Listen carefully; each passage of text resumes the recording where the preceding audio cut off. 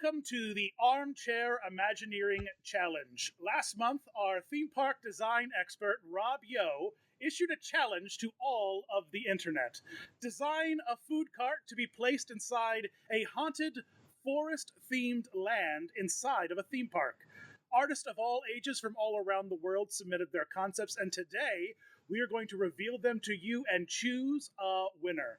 With me are three wonderful members of the community. Rob Yo, host of the challenge. Hello. The leader of the Waltoneers, DSNY newscast Jack. Hi there, Waltoneers.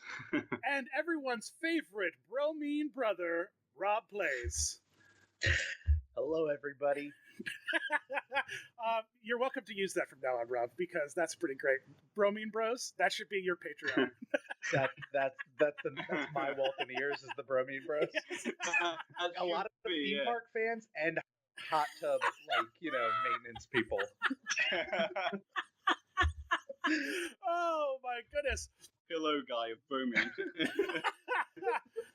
Rob, before we jump into the entries, can you give us a quick look at a quick rundown about what this challenge was? Okay, so for the first challenge of Armchair Imagineering, which the entire competition was, suddenly there's lots of people with lots of time on their hands and lots of sad news, so wanted to try and do something that's gonna, get people to be creative, spread some joy, and get everyone's imaginations working, and then make sure that this is really all about a creation challenge rather than purely artistic talent challenge, because otherwise lots of people get put off who have fantastic ideas. So for the first one, we wanted a challenge that seemed simple, but people could take it in lots of different directions, which we'll see was the case. So this was design a food cart for a haunted forest themed area. The only conditions I put for this was you can choose what food and drink is going to be sold from there, and it has to be a movable cart. You can't just say, build a building and then say, this is my cart, even though it's the size of a hangar. Perfect. So the building's got to be able to move, and you got to. I believe some entries chose what food or drink they were selling. Some of them were just more focused on the design, but I think there's some fun things to take a look at. So let's start off with the Young Imagineers, which is a younger group of folks who've submitted some of their entries and have some really fun stuff. So this first one here is from Anon, age 7. It's called it's called Fast Food and sells hamburgers, hot dogs, fries, and milkshakes. I dig it, man. I eat all of those things. Yeah. It's a simple menu, which means it's going to have a long line, right. No matter what. You know what? That's the truth. That isn't it? That's the truth. Right?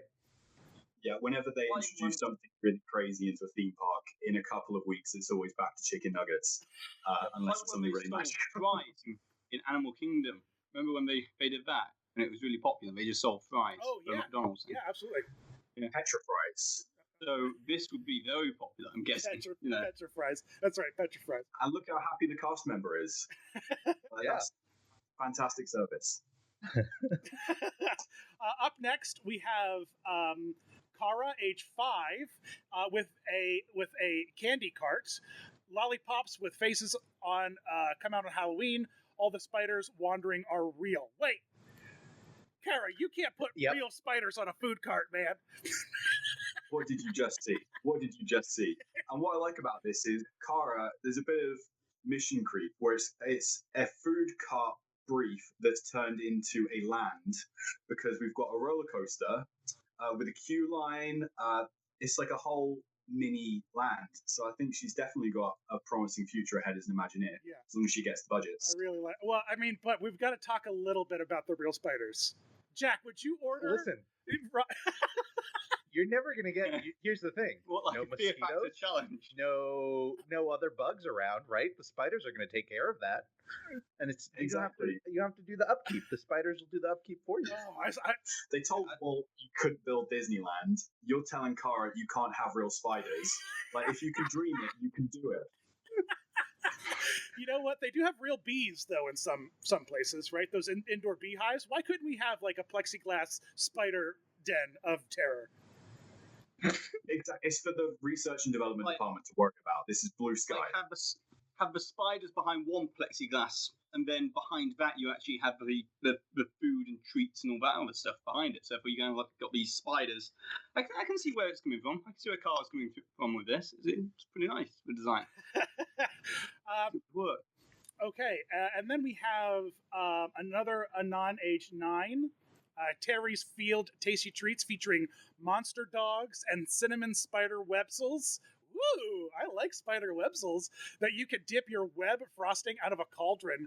Poor Terry doesn't understand why folks are so afraid of her cart that features an AA bat. I'm sorry, Dan. You butchered the pun. It's terrified. Right? Oh, terrified. Oh, what did I say? Terry Field? That's a good pun. Was it? I thought she might be related to Sally Fields, so that's my fault. Right. That's the backstory. Sally Field's husband opened a Halloween cart, and I like this one, Jack. What do you think? Spider websels. Well, doesn't understand the reason why people are scared of an AA bat. I mean, I think we're all a bit scared of an AA bat at the moment, but. Yeah, no, I think it's a fantastic design. I love like the haunted tree kind of aspect with the eyes and the bat right there, dead center. Scaring the guests as they walk up. I think it's a fantastic design. And if they haven't done it yet, I can see Disney taking spider websels and using it in California Adventure over at Marvel. Yeah. Oh, yeah. In the Adventures campus now. Absolutely. Get yourself a lawyer and copyright this. Yeah. Because this is going to happen. Yeah, absolutely. That is. I love spider websels. See, there's the corporate tie-in. I love spider websels so much. It's such a great idea.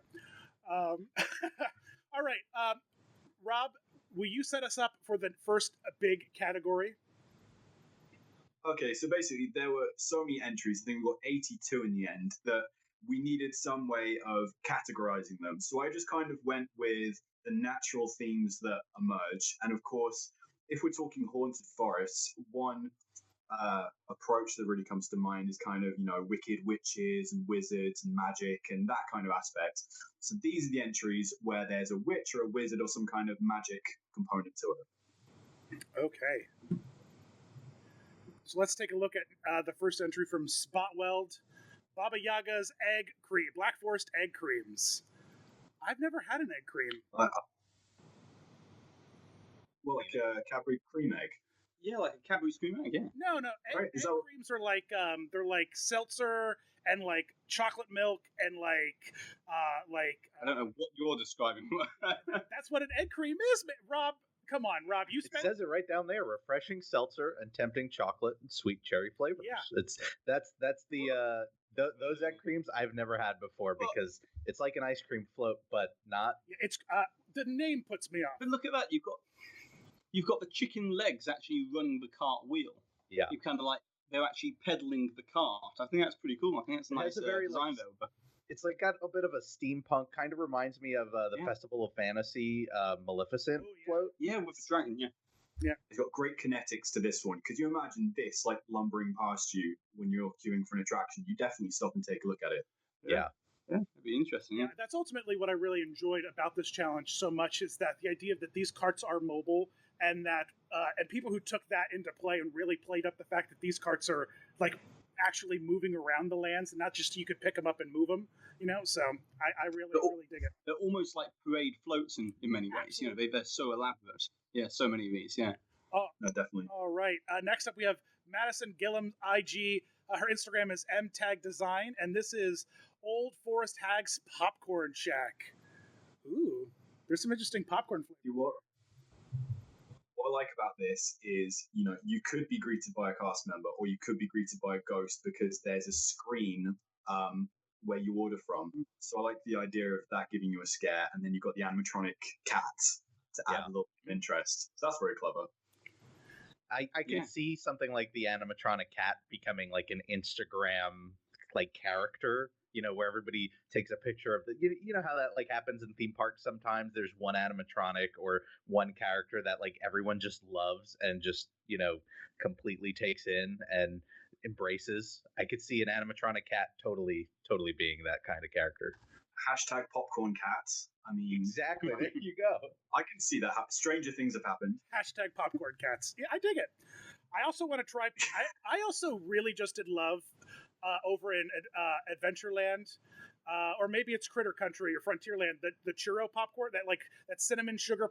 We need more flavored, fresh popcorn in the parks, and so I highly support this idea of flavored, fresh popcorn. Yeah. Take a leaf out of Tokyo's book because each land has a different flavor there. Ooh, I like this a lot. This is a really fun idea. All right, up next we got Trickster Bell with the Troll House. It serves meat pies, hot cross buns, and delicious cookies, but you have to put your hand in the possessed tree to pick it up. Nothing better than being certified by demons for a hot cross bun. Is it bad? This could almost fit in Norway. I mean, the Troll House. That makes sense. See, that's a lot more creative because I was thinking corporate tie-ins. You get Nestle to sponsor this because they have Nestle Toll House, so Nestle Troll House, and then you're already making money before the stand is even built. Yep. Well, you get someone to pay for the stand. Exactly. I really like the idea of how you pick up the food because it makes it almost like a fun interactive experience rather than just going to a cart to buy food. I think it needs like lights or sound effects or smoke or something. So like every fifth person or randomly there'll be like a huge scream or like a jump thing to make you drop your food everywhere. Or the real spiders from the other cart. Yes, synergy. Teaming up. Well, a group challenge next time. Or just your food doesn't appear. Your food just doesn't appear within the thing, and that's the surprise. You don't get food. That's the surprise. Spiders. All right, next we've got Molly Warner and Tim Diswill. I like how I ended up had to pronounce all these names that I don't know how to pronounce. Yeah, I like that. Deep in the forest, a witch roams, peddling her goods to make a living. With 2 enchanted trees she raised, crawling around carrying her cauldron full of mystical concoctions. A crow sits on the tree branches. Beware, she may leave a curse, but her goods taste too good to be true. I really, really like this little design, specifically for the next slide, which I'll throw up, where they have designed internal mechanics to make the cart appear as though the roots are pulling it forward as it moves, as it moves around. So I really love this one. This one's a really clever idea. So they're almost like tentacles, almost like, Ursula's tentacles kind of like crawling forward with the wheels underneath. I like that. It's good. Exactly. Just thinking about different mechanics, things that are going to make you, stop and think. And then theme design is all about stuff you can't see in the real world. And unless you've taken something, you definitely are not going to see walking trees in a wood. So it's such a fantastic idea. Well, this is another one of those Instagrammable things, I think, because if this cauldron was always kind of bubbling and misty and whatever you were purchasing, you had to reach into the cauldron to kind of unearth, that would be the ultimate kind of glowy cauldron pulling out your potion line up, right? That's the Instagram moment there. The boomerang of the dry ice as you're pulling it out of the cauldron. Yes. Yeah, I can see that working. Next, we've got Albert Villier with the Poison Peddler. This one is gorgeous. It's on a bike system. An old witch who offers her services to ignorant villagers. It offers a comfortable seat for the kettle driver and a convenient gallows for unhappy customers. Yikes. This is beautiful, though. So I just want to point out, this is my favorite one. I love this concept, mainly because even though it isn't, it's not even implied. It's just kind of through the design of the cart itself. I can imagine there being an actor who's doing the pedaling and the pushing, and that sort of mood that is implied through the fact that there's gallows there and that they're the ignorant villagers. I can see this being a really fun experience, even if you're not going to buy a treat, to just follow it around and see this actor pedaling it around and just kind of riffing with all the guests who are coming and going. Yeah, absolutely. I love the design. There's so many clever details to it, and you could definitely imagine that being sort of, literally pedaled around the land. And there's effects, there's smoke, there's a Snow White poison apple. It's just really well done. Yep. It's almost like Streetmosphere, though, isn't it? There's so many of these carts that kind of, integrating this, like Rob says, about the themed element with the character actor and things like that, the streetmosphere, you could just watch from afar and watch people interact. I mean, they wouldn't necessarily do too many sales if there's too much streetmosphere, but it would be a show unto itself. Or maybe there would be, even if you think about it, if buying something at the cart is almost like a way to buy yourself interactive moments with the person pedaling around, people would be like lining up around the block just to be able to like riff with them. You could charge more for the items because of that, because it's more of like a bit more like the build a lightsaber, Savvy's Workshop kind of thing. Yeah. Shopping is entertainment. Yeah, Chapek would be happy with that. Sure. Very proud of it. Next, we've got Kimber Grubman. I hope I'm pronouncing your names right. Kimberland Art, the Ice Scream Bones. I love this. This is adorable. Imagine a Witch Doctor themed attendant serving these ice scream bones, screaming scoops of ice cream served in a cone shaped like an arm bone. I also threw in a little this would be Florida's Miracle Trip amusement park as my cart. Yeah, this would be just an instantly Instagrammable food item. Like, how we've got like the Dole Whips and all the elaborate things like that. But this, you've got like, it's like a turkey leg, almost looks like a bone leg. And then you've got the skull, imprinted into the ice cream. I think it'd be an instantly Instagrammable thing to, have. You wouldn't want to almost eat it because of it. I feel like it's always a trade.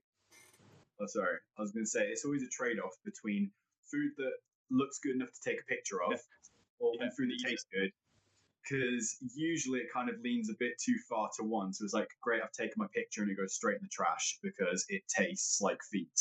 But I think, where can you go wrong with caramel and ice cream? But what's also great about this is because it's the skull and it's ice cream, as it melts, it starts to look more and more grotesque.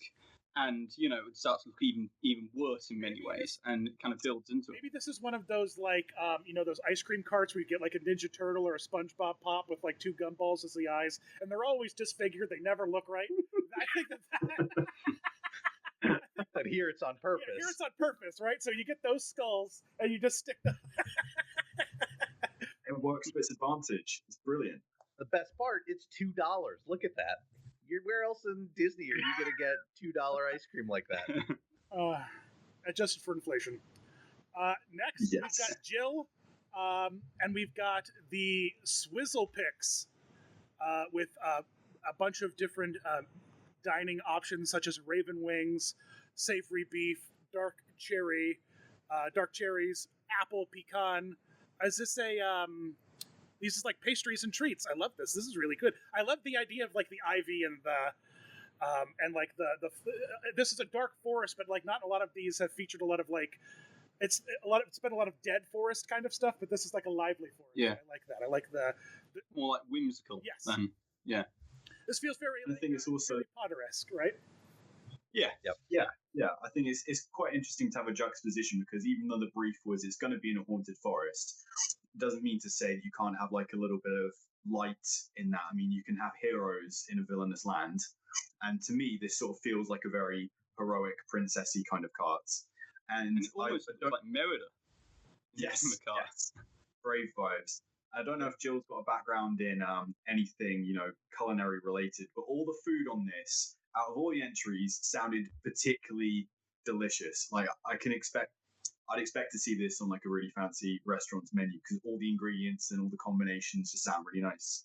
Yeah, I love the names that people are coming up with here. Like, they're really inventive. The Swizzle Picks and things like that. Just combining two words which you wouldn't necessarily put together, but they're just really inventive names. I'm loving the names for a lot of this. Rob, this might be a good time for you to just drop in that kind of idea of pausing if you really want to get some more information about because some of these are going to have a lot of information that we're not necessarily going to dive into. Okay, absolutely. So basically, I wanted to not do anyone a disservice by leaving out any information that's included because some people went in so deep with maybe it was the backstory and we've got like a miniature short story that explains it or going into details about how the engineering works. But it's all been included in the video. But if we literally spoke about all of it or read it out, this would be a 6-hour-long video and no one would watch it. So if you are interested and want a closer look at all the entries, just feel free to hit pause on the video, read it, and then carry on. And I think that maybe we could, when we drop this video, we'll also maybe include a link in the description for this slideshow for people to view and get a closer look and zoom in and take a peek at these entries. Yeah. Really nice way to present them. All right, up next we've got Tyler Bliss and the Hansel's Hazelnut Hot Chocolate. Ooh. That was a mouthful. I thought of a bright, multicolored cart made out of sweets that would be well juxtaposed in a haunted woods. Hansel and Gretel's treats are on display, but they are nowhere to be found. I'll let you decide their fate. So this was actually one of my favourites, and I had two other favourites, but this is one of them. And the reason for it is because it kind of builds off that whole kind of gingerbread house vibe from like the Grand Floridian and, obviously all the gingerbread houses all around property and Disney property.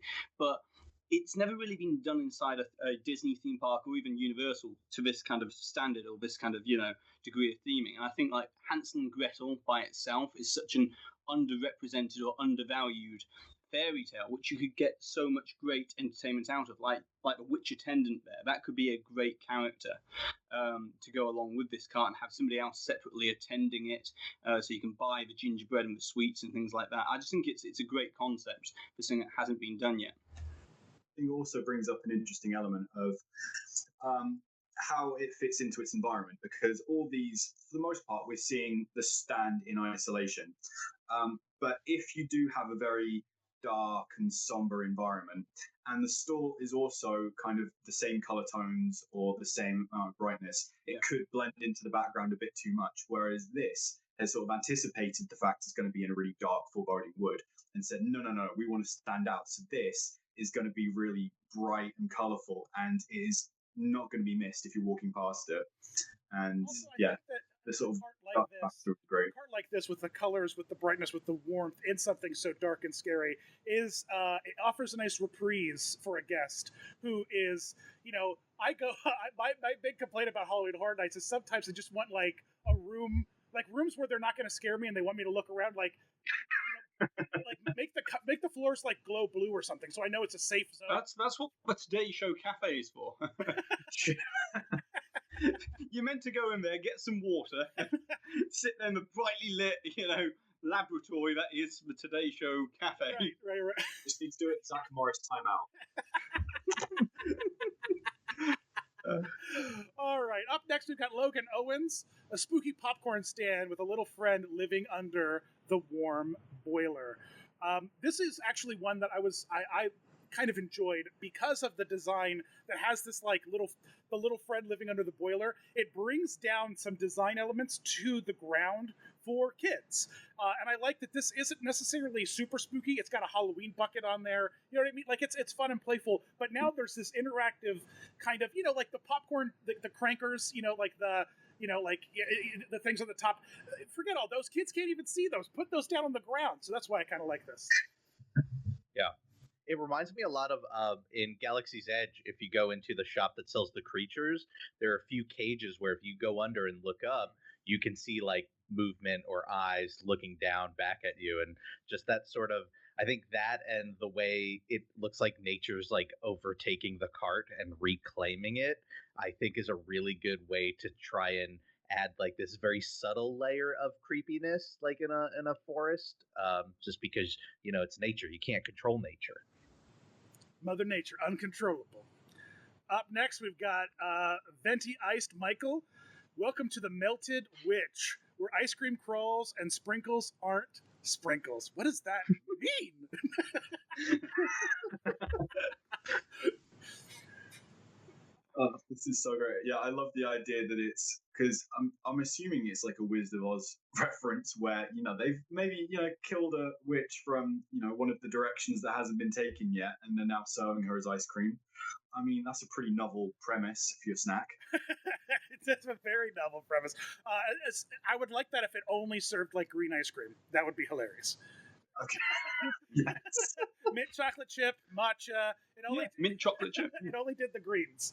Yeah, it should be served with like a little witch hat on top, so it just looks like a puddle. Right. Or just like one of the feet with the shoes sticking out. Oh, you know what it is?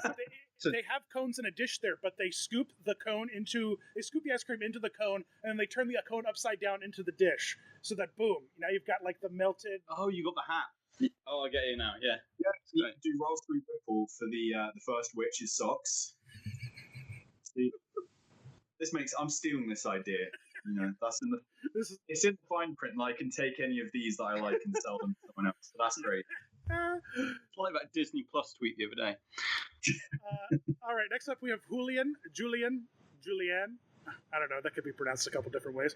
Madame M's Malicious Mocktails, a small gypsy-style mocktail cart, shattered, overgrown, and eerily oozing out smoke and pulsing light. I think this one is great. To me, this one looks so ancient. Like there's a gypsy or a witch who's been in there, and she's like 2,000 years old. Because this thing is barely holding it together. It's got moss on top. It's got rugs. It looks so well lived in and aged. I think it's just a really cool design. This is the Yeah. burning. And I love the touches of it being held together, like the planks holding it together shows that it's not just falling apart, but somebody's been trying to just keep it going as long as possible.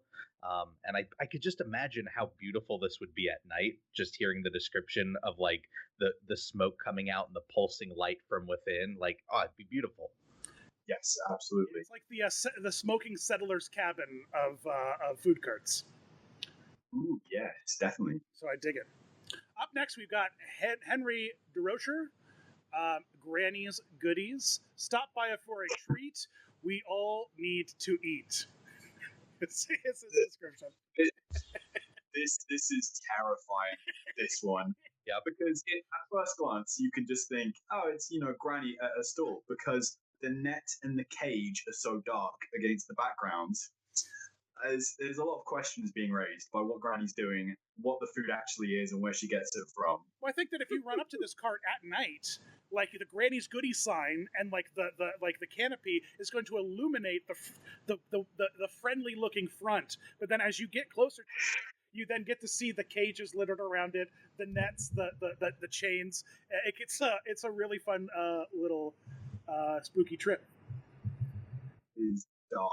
This could be in like Horror Nights. Yeah. There could be a whole house about Yeah. Granny. Oh, absolutely. Next, we've got Holly and her incredible Snow White Scary Adventureland wood cart. She says it's also going to be found in the Fantasyland or Germany Epcot Pavilion. But it's a Snow White Scary Adventure cart with the poison apple pop and a sour apple slush. This is so charming and cute. Those are great menu items. Although, To be just honest, to I'm note on surprised. here, it says haunted wood grain. I heard that's the most expensive wood grain out there. You have to pay extra for the hauntedness. Yeah. Yeah, you can't. How many fake it. coats of hauntedness has this wood grain got? Oh, my Yeah, I need to have my Corinthian leather and my haunted wood grain, or else I'm out. Speaking of those, Yeah. No, I think this is an idea that Disney could just, implement instantly. I mean, like they say in Fantasyland, that Holly's doing this Fantasyland, but this is something which I'm surprised didn't make it into the new Fantasyland offering in 2012 to 2014. When they did the whole Snow White and the Seven Dwarfs Mine Train kind of idea, because it's an instant thing. Toffee apple flavor, that kind of thing. It's fantastic. yeah, I could even It fit right in. I think I could see this stuff fitting nicely into like the whole Gaston pub thing, or like with like the LeFou's brew. But this ice cream is very much that beach ice cream truck kind of like force pushed designs that end up melting and looking even creepier than they're intended, which would just only work better for this ice cream. So I like this design a lot. Looks good. Up next, we've got Blogger Coaster and the Enchanted Potions of Maribel. Man, this is pretty. This is the This carriage is so- of Maribel, where we can taste the mysterious products of the haunted forest that are all the ancient Maribel and old retired witch will serve us. I think I love all of Blogger Coaster's art, because he's constantly posting, theme park concepts, and all great. And this is terrific because the amount of detail, like if you go into that, it's like all these snacks that have all been well thought out, that all look like something a witch would have in her cupboards. It's just amazingly.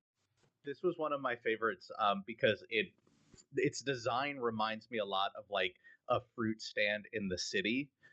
And we've got a lot of these designs that are in a forest, and like rightfully so, they're kind of falling apart or they're very sparse. But this, like, I'd imagine Maribel here is like they are running a business. They have a bottom line to meet. Like, it's so busy and active that the fact that it's in like this forest is not stopping them from just making business happen. It feels which I love. It feels like an RPG vendor. You know what I mean? Like, I feel like this is like I feel like this is almost a video game place where I would go and buy mana potions and like moldy fruit would give me poison resistance, and witch's sand would increase my stamina. Whatever. It's I like this design a lot. It's really, really beautiful.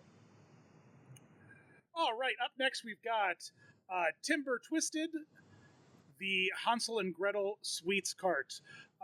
But it is a rewritten version where the witch doesn't die and instead runs a traveling food cart in the Black Forest. I lived like, we're rewriting this so that the witch doesn't die so she can become an entrepreneur. That's a redemption arc. That's a redemption arc. I like this a lot. This is really cute. Gingerbread, waffle pieces, candy, mystery bubble drink served in a souvenir cauldron, and a possessed gingerbread man cookie. I would just like to reiterate that, again, there are no human remains in the beverages, and definitely not any human souls trapped inside the gingerbread man. I was about to say, what makes it possessed? I mean, that is the line that got me. It starts moving in front of I like the idea. It's such like a sweet and wholesome. It kind of looks like Wreck-It Ralph.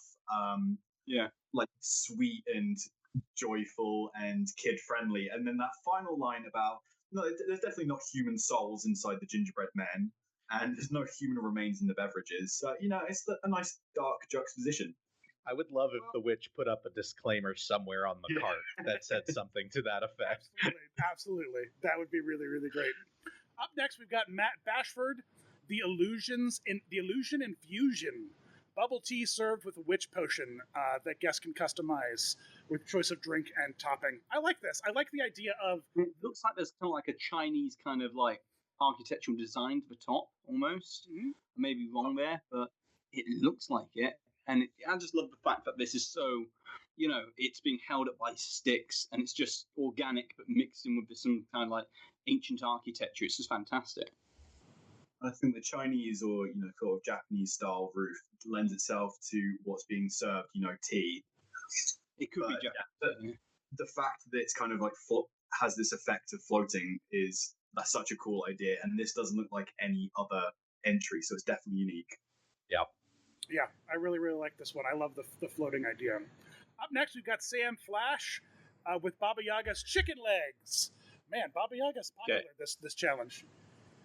Oh yeah. So this is one of my favorites here because it just looks so unusual and unlike anything you've ever seen in a theme park. The chicken legs coming out of the actual hen house or this building here. It just looks so odd, and I can just imagine this thing like moving down the street to its position, a bit like in Beauty and the Beast when Belle's father gets chucked into the thing and then it starts moving about by itself. I just imagine it to be a bit like that and moving like that, and I just think it's a fantastic design and almost a little grotesque, like Chicken Run. Kind of like meets a food cart in many weird ways, but it's fantastic. I love it. And tying the food into the theme. That's very smart as well. And I could just imagine if you this is one of those ideas where you could plus it up so easily by just making a couple of the talons on the legs move every so often to just make it feel alive and just have it clicking every couple of seconds. Something for people who are in line to check out. Yeah. But do you see what I mean with the whole bells? The actual building that moves around. Yeah, it looks a little bit like that in many ways. Yes, the enchanted stagecoach. The stagecoach. That's Up it. Next, we've got Mach 92. So here's the roaming giant haunted forest. Here she is roaming in the giant haunted forest in her very tiny carriage. I imagine the little lady goes around selling candy or treats to the haunted souls that travel through this forest. Be careful, though, because her treats might send you on a hallucinogenic trip. You can't sell mushrooms at a theme park, bro. well, we didn't say where this theme park is. It could be in Amsterdam. I do like the idea of a cart where like it moves through and then someone disembarks and like takes the chest off the back of the vehicle and opens it up, and that's what they sell their wares out of.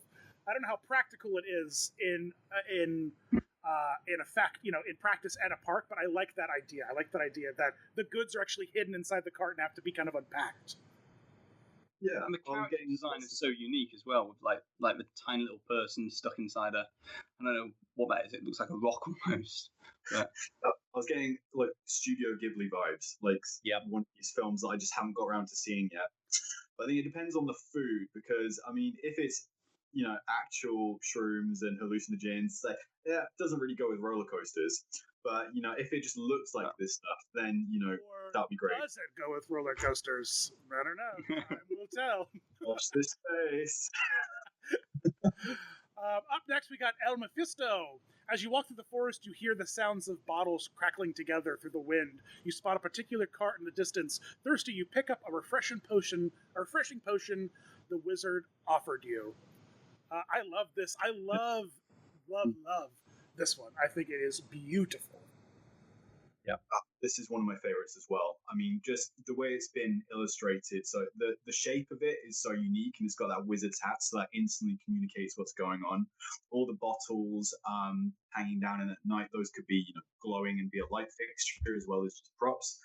And then just the overall color scheme of it is so beautiful. This is the one that I keep coming back to and just staring at it because it just makes me so happy.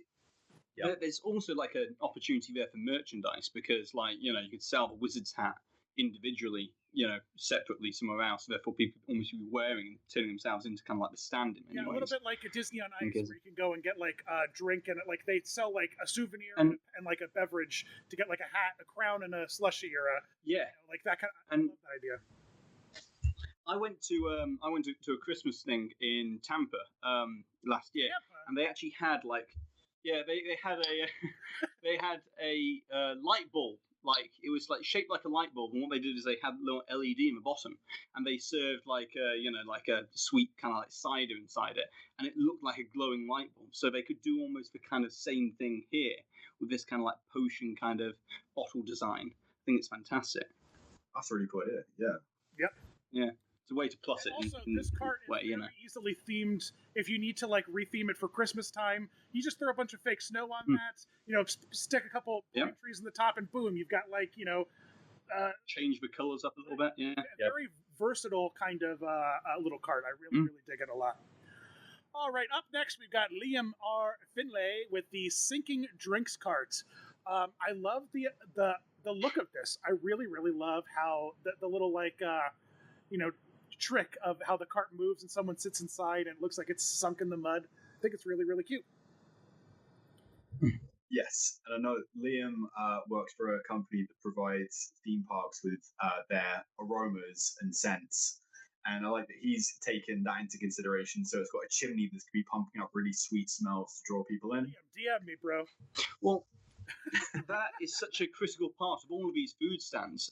Is the smell. I mean, like the smellitizers within the Disney parks, we all know those smells.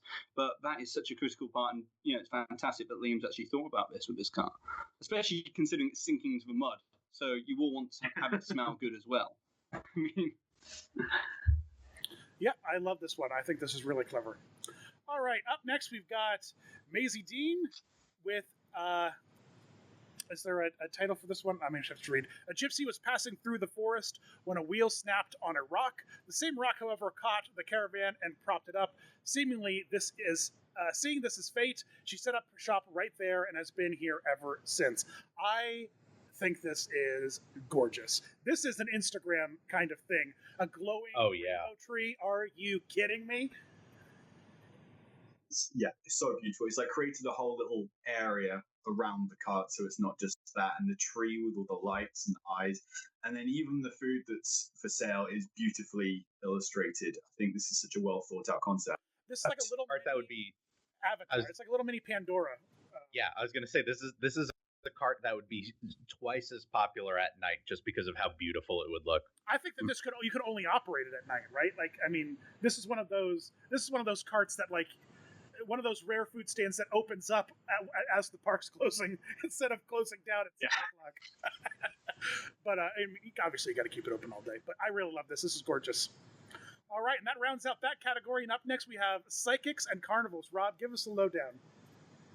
Okay, so this was the next category because there were lots of entries which are around maybe fortune tellers, or they've got the look of a spooky fairground or a carnival.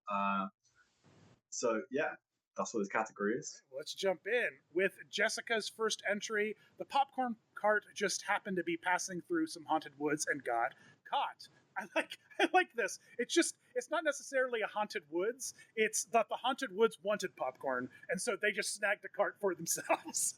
I love that charming element of it. I was like, the woods, it's just helping you out, man. They just caught this popcorn cart so you can get some too. Is this the haunted forest equivalent of getting like a boot on your car, where it's just like, oh, you parked this cart where you shouldn't have. We're gonna lock it down. But seriously, like what I really like about this design is that the cart itself is very like traditional popcorn cart. It's what you'd see at like Disneyland, but by adding this addition of like the vines twisting through it, it takes something familiar to a lot of people and makes it just kind of a little eerie by introducing something they're very unfamiliar with. And I'd probably push this even further to make it even more tradition. Maybe I was thinking have the popcorn cart up in the air or an angle, so it looks like it's really been swept up by the vines. Yes. I think that would give it an extra dimension of safety. Suspended between the two trees in many ways. Yeah, exactly. Have a little vine from a root come in and have the root be the thing that's twisting that little popcorn. Fantastic. That's a great idea. Yeah, turning the actual popcorn. I love that idea. It's fantastic. Yeah, it's wonderful. All right, up next we've got Dan, Madame Sorbet's I Scream. I like the colors of this. I like something like this would pop in a kind of like a dark, spooky area. I think I could see this being an actual stand at Horror Nights because it has that kind of creepy look to it. Like there's a bit more backstory than it's letting on. Yeah, but it also has that very simple, like very cost-effective design, aspect of it. It doesn't have a lot of the layered textures, but with some like spooky netting, some and some bright colors that would really pop in the dark. It would really have a lot of appeal as you're going through one of those scare zones, but needed some ice cream. Exactly, and this could actually love a good pun as well. I mean, yeah, it's just a nice pun. Love a good pun, man. Love a good pun. All right, up next we got Carly Stroughton with the Fairy Ground Franks. Hot dogs on the grill and candy floss from the organ pipes. Sponsored by my time working grills, knowing that you can't kill anyone with undercooked hot dogs. Hooray! The monkey taking care of your contactless payment has his eyes on you. I like that element of it a lot. That's going to be great for kids, isn't it? Like having an animatronic monkey and then the whole stall designed kind of like a organ. It's really clever. And are we not going to mention the cat's tail or nope, whatever kind of tail that is? Yeah, we're gonna the cast member would have to wear. Let's all just ignore that. let it be. It's down to its own thing. All right, up next we got Disney Adventures. This is the Professor Phineas Pock's Miracle Elixir Cart. Every Madame and Mr. chooses Pock's Elixir. I love that little phrase they have for it. I like this. I think this is really fun. It's kind of giving me like Wizard of Oz, Professor Marvel's wagon meets kind of like a street car, and it's kind of very steampunky. So I think if they ever built was Discovery Bay, I mean, this would fit right into that. Yeah, Yep. It's a good callback to the snake oil salesman of yesteryear. Very much, yeah. Like this is one of those things where Galaxy's Edge was kind of using those like rethemed names for like beverages, like it was called Space Juice when it was just Powerade. Like this is one of those things where it's fun to retheme some beverages, you know what I mean, and give them fun, cups and I dig it. I love the menu at Oga's Cantina just said Space Juice, but it's Powerade. Like that's its actual name. Space Juice, but it's Powerade. With a cookie on top. All right, Up next, we've got John Lynch with his refreshment cart, Madame Mysteria's Weird Wagon. Refreshment options are mostly Halloween variants of classic Disney treats like churro, Dole Whips, and candy apples. This is great. I love the I love the condiment stand with the crystal ball. That makes me happy. If you added a screen into that crystal ball, and I just love interactivity with guests in general, and even though it's probably not reasonable from a budget standpoint, I just always want somebody interacting with guests. So if you could throw a screen in that crystal ball where you have somebody like push style, the talking trash can, just interacting with people who are getting their condiments, that would be amazing. Yeah, the screen pops up. Exactly. It's like, bubble, bubble, toil and wretch up. Looks like you're choosing a little bit of ketchup. Did you say retch No, up? I said wretch up. Yep.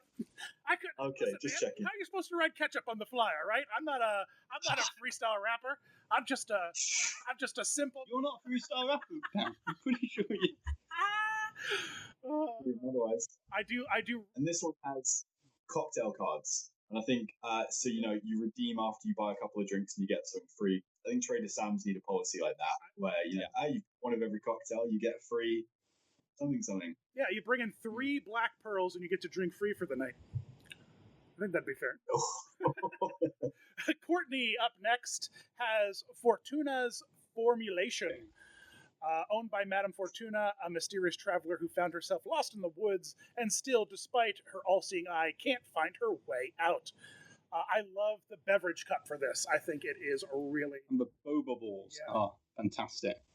Like, Courtney's art makes me so happy, and I think this one is such a beautiful piece because there isn't a straight line in it. Everything's sort of curvy and whimsical, and every single element, even if it's just what's holding the wheels up and the suspension, is all curves and swirls, and it gives it kind of that magical rolly crump, witchy haunted mansion look. Museum of a weird kind of aspect to it, isn't it? Exactly. With the eyes and things. You know what I would love? So the cast member actually fit inside the crystal ball in the cart so that their head is just like... And the head pops up. Yeah, I love the head's always just floating I see there, what you- taking your order. And there's some other cast member behind the cart actually getting the work done. But that's a rough shift. If you pull that Florida summer in the Florida sun cooking. Why is the head of the crystal ball sweating so much? The souvenir cup. Wow. That's the 5th cast member we've lost this week. listen, I didn't say it was a good idea, but I said it was a fun idea. I can see this being one where it really engages your senses because, I love the idea that the drink is dispensed at the end, almost as if, if you're going to get the slushie. I just picture when you order a slushie, the whole cart's kind of shaking and making noise, and you hear that this whole process is going on, and then, out of that little metallic nozzle at the end, you finally get your drink. Almost like a very Willy Wonka-esque process. Yeah. Absolutely. All right, up next we have a meal with Madame EO's soothsaying snacks and tarot reading treats. I don't know. I think this might be pandering a little bit, Rob. This is my favorite for some reason. Are you going to change your Twitter handle to Madame EO? That's my drag name. Yes. Shantae, you stay. I love this. Yeah. I love the colors of this. I think it's a really beautiful, just bright, bright spot in an otherwise dark, spooky forest. It's just an absolutely beautiful piece of art. I mean, everything Emil does is fantastic, but this in particular, there's so much detail and color to it. It's just a beautiful painting. And I really like the sense of scale with it too. With a lot of these carts, you have very small, very personal carts, but this looks like the biggest cart so far we've seen, which I think from a theme park perspective is pretty practical, and just very unique. And if you zoom in closely, it almost looks like Morticia Adams there ordering with a pair of Mickey ears on. So that's adorable. All right. Up next, we got the next category. Rob, you want to tell us a little bit about it? Yeah, sure. This is a really fun category, actually. I've just called it Monster Hunters, Trucks, and Lumberjacks. So these kind of all have a very vehicular bent to it. It's a bit more modern than some of the other ones, which are a bit more gothic. And there's some really fun characters and concepts in this category. This category is almost sounds like a comedy horror spoof they made in the 90s. Monster Hunters, Trucks, and Lumberjacks. See, I was thinking more like Guy Fieri's next series. Oh, you know what? I love that too. I'm here for it. All right. Watch that. Up first, we have Sarah with The Last Resort. If you hear whispers in the trees, if you hear the whispers of the trees, you'll be guided here for a treat. The choice is yours, but it comes at a price. The last resort is a deadly vice. I like this one a lot. I like the trees with the eyes, keeping an eye on what you're picking. I mean, this is pretty heavy. I mean, you just going in for a snack and you're going to be cursed for all eternity by being cynical, by dying alone, selling your soul. I mean, usually that's just reserved for getting an annual pass, let alone a snack. So, I mean, I also like if these can be a little bit judgmental if you pick an unhealthy snack and they kind of approve of you if you pick one of the healthier snacks. I like. Or if you want to drive revenue, if you don't pick enough snacks. Oh, there you go. Yeah. Oh, great. All right, up next we have Molly and her cart. I can't read the name of it from that. Jack Snacks. Jack Snacks. There we go. Jack Snacks. I dig it. Jack wanted to take a crack at the snack business, but he didn't want any competition. He set up his cart in the haunted forest to serve the travelers and passersby. However, this was no easy task. Jack, as daily, has to chop the forest roots from trying to claim his cart and the bottles from the local haunts to make his famous ghost's breath. I dig it. I love that. I love the story element of he has to fight the woods from stealing his cart. Yes, exactly. And I think special attention to the menu that's been come up with because it's so creative.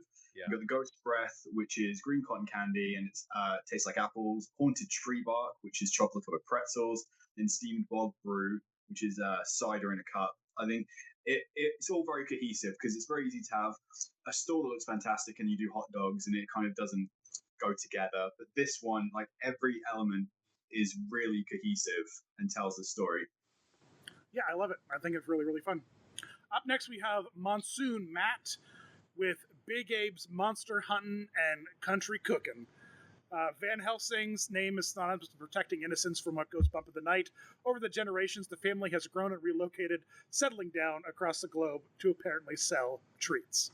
I adore it. I love this. This feels very horror movie. You know what I mean? Like the best backstory. It is like the Dino Land USA style backstory of just like being the famous monster hunters, and now just the legacy is like, well, yeah, we just kind of operate out of this trailer back here, and just a very mundane job out of it all. Like, this is my favorite backstory, I think, out of all of them so far. It's just so creative. It's just such a great thing. It's like the elevator pitch. You could just say that one sentence and you've instantly got it, which is the sign of a really good story. I think the only thing I'd add is, get the Van Helsing name in the name of the cart so people can pick up on that just by looking. So, I mean, if it was like, Van Helsing, it's got so many dark connotations. But if his name was like Dave Van Helsing, and it's like, wow, this is where the family's got to nowadays. I think that would really help hammer it home.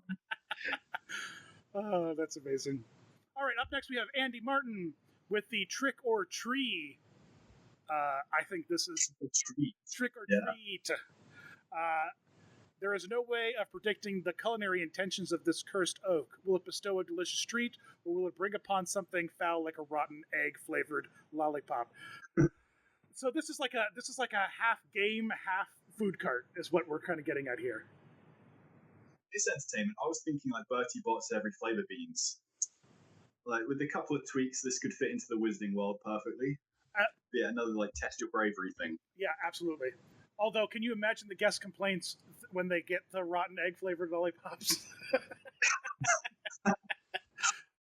Poor City Hall. For a low price, they can try again. But what I think what you do is you make those like 1 out of every 100. So they become super rare and the community wants them. You know what I mean? Because then it's like, oh, they never get opened, like it's always, but people...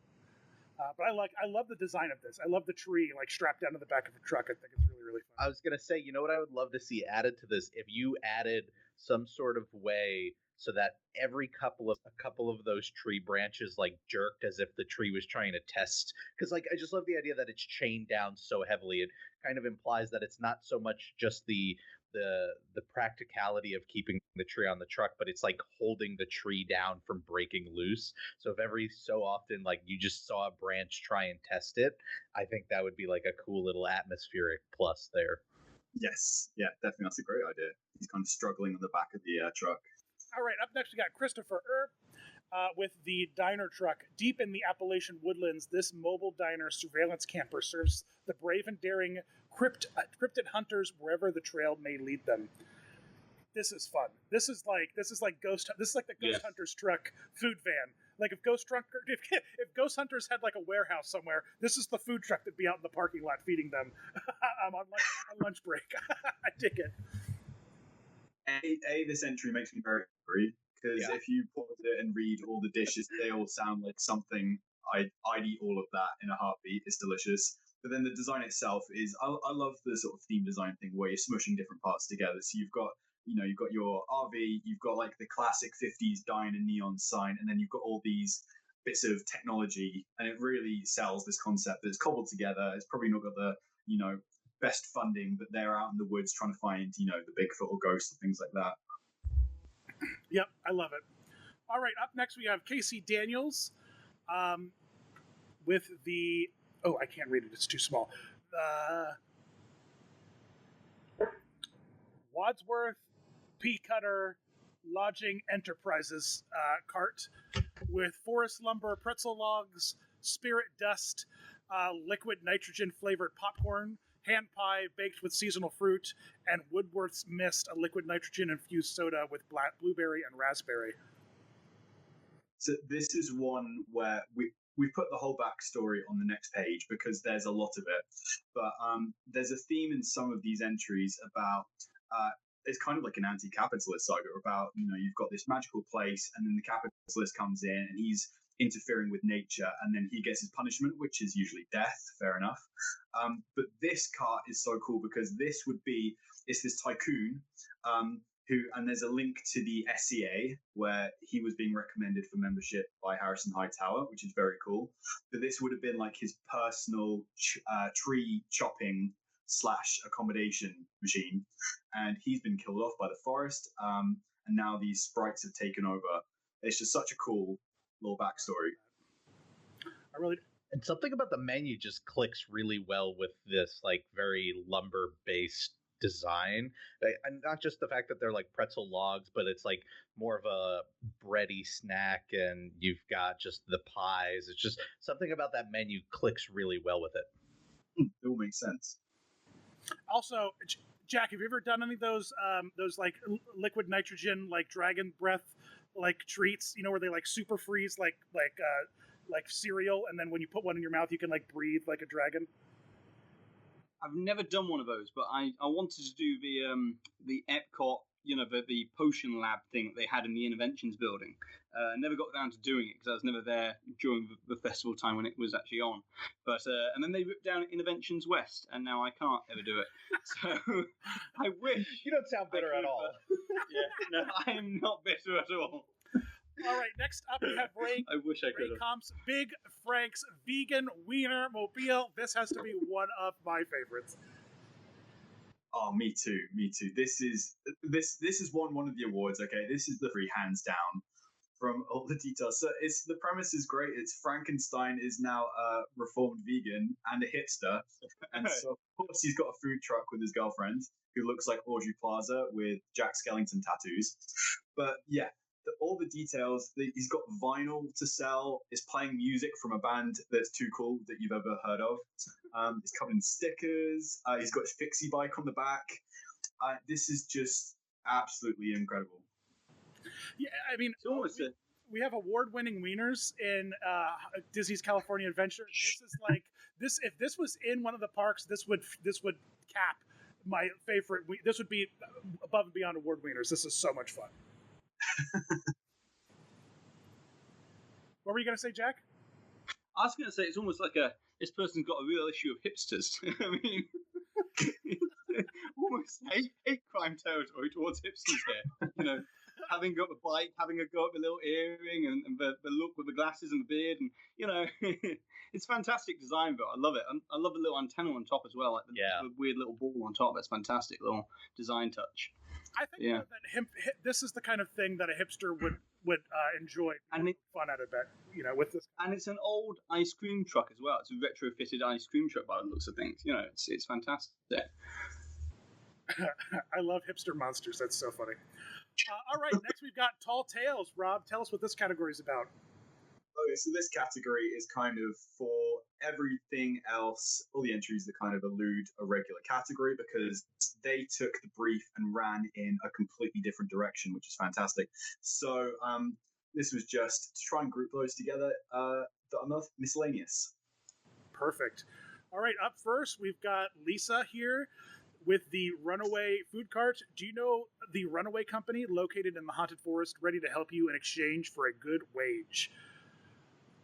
So I believe that the premise of this one is, you know, because haunted forests are usually inhabited by scared princesses who are running away from various things. Oh. So, of course, it makes sense from an economical point of view to have a company set up to help them, because there's just, you know, Bells and Snow Whites as far as the eye can see. But when I was talking to Lisa on Twitter about this, she gave me the impression that maybe this company is not the most philanthropic, and maybe they're taking advantages of people in distress with too much money on their hands. But yeah, it's such a cool design with all the luggage there. So what you're saying is, if the night bus was publicly traded, this is what we would get. If it was a corporation, it would absolutely look like this.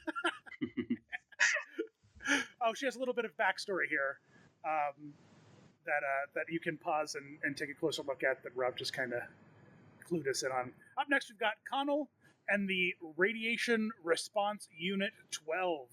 Ooh, I like that. Wow.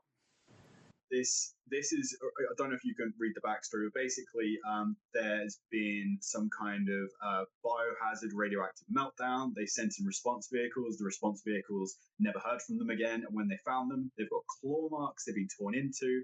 And now they're being used as sort of mobile places to feed first responders. But this was so far removed from all the other ones, which are very fairy tale. I mean, because this is like a real ambulance, and it just, the look of it is just like an absolute horror story has taken place. It's so cool. Who doesn't want to eat radioactive food? I mean, you know, radioactive food from an ambulance. I mean, yeah, it's an extremely unique design. Who doesn't want to concept eat zombie food from an infected ambulance? 100%. Yeah. It's definitely scary. It definitely works out from that kind of aspect. So, I love it. I can see this being about like Halloween Horror Nights, and I just love that the window. It looks like it. You know, it wasn't like the window was cut out of the vehicle like as a plan. It looked like something happened in this ambulance that just ripped off a big chunk of wall. Like a dinosaur bite. Yeah, it's like a I dig it. So weird. Zombie dinosaur bite. So good. All right, up next we have Santiago Torres with the Manticore's Perilous Provisions. Inspired by the adventures of the Lightfoot brothers, Corey decides to expand his services to offer more mobile solutions for weary quest heroes on their perilous paths. This is fun. I like it. I dig the the rocker 80s, like, you know, skull tailgate, that kind of stuff. I think it's cute. Yeah, and it makes sense to tie it into an IP.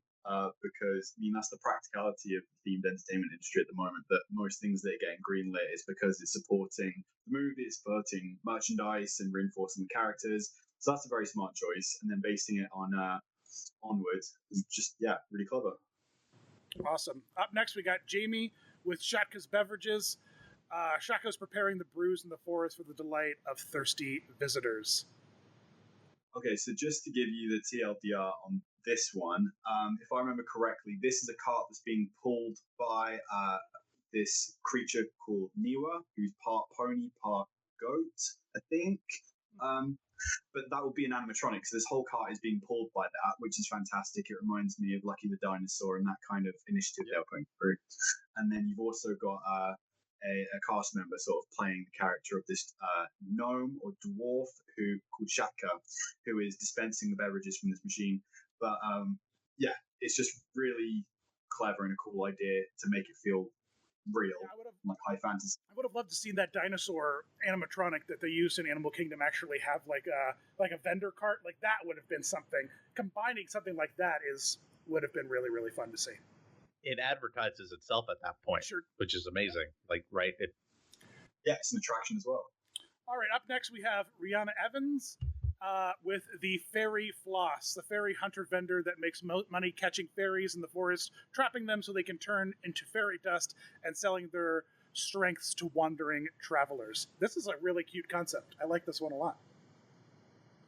There's tons of interactivity with this one where you choose the flavor, you get this dust, you pour it into the stump, and then it gets turned into cotton candy with, one of the properties like you're getting improved senses, courage, psychic ability, more energy. I like this. I think there's great levels of story and interactivity in this one. But it's an experience all to itself.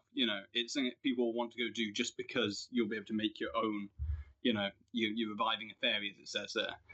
I love the idea of it. It's an experience. Yeah, By around 5 o'clock, the bubblegum energy restoration gets real popular with the parents out there. well, I would almost like to see this more the opposite way, where it's like a Jamba Juice, where you can get like those like shots of like your protein, your B5s, your whatever. You can pick from a menu of stuff, and so that they have the cotton candy as like the sweetener, but then ultimately you then mix it into a beverage that then has, so that like those improved senses, it would actually be some useful things like, well, I don't, Lord only knows if Jamba Juice actually, if those B12 vitamins that you mix into your tropical smoothie actually do anything for you. But I dig it so much. All right, up next we have Emily and the bubbling elixir cart, an Atlantean's favorite treat. Ooh, welcome to the world of Atlantis. I like this. I like the underwater theme of this one.